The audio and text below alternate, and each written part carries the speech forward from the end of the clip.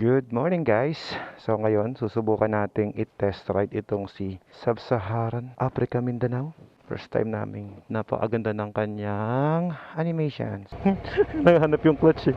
Wala pa pala akong clutch. Ayan, suot natin yung bago nating helmet. Meron pantag dito. Empty helmet yan guys. Napakaganda, di ba? Sobrang solid. Dahil first time natin gagamitin itong si Sub-Saharan Mindanao. Yon, dahil bago lang natin siyang ginamit, aaralin ko pa siya. Medyo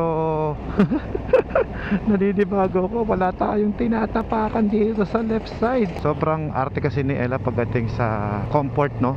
Sanay kasi siya sa mga komportabling motor eh. Mamaya ko malalaman guys kung ano ang kanyang impresyon sa bago nating motor. Nakita niyo yan guys, nagse-cellphone siya sa likod habang tumatakbo kami. Good sign yan, good sign. Ibig sabihin komportable siya. Pero syempre ayoko mag-jump conclusion. Siyempre gusto ko manggagaling sa kanya. Meron kasing mga motor na hindi siya makapag-cellphone habang nag-ride kami. Sa akin, no, napaka-importante na makapag-cellphone siya habang nagmumotor kami kasi siya yung nagtatrabaho sa opisina kapag umaalis kami ng bahay. Mo siya. Pero pwede mo siyang lakasan. Hindi ko muna ini-sport kasi baka mamaya magulat si Ella sa likod. Medyo malakas to kapag in-sports ko eh. Naka normal drive lang. Kakarga muna tayo dito. Wala na akong laman. Meron din kasing mga motorsiklo na pwede naming rentahan sa Turkey pag nag-ride kami sa abroad.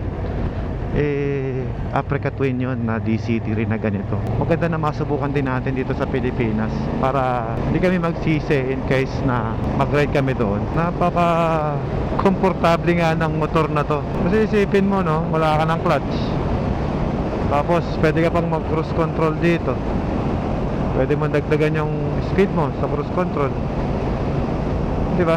Ang galing. Okay, so sa first ride natin at sa experience ko ngayon, very good yung aking motor at very good din yung ating helmet.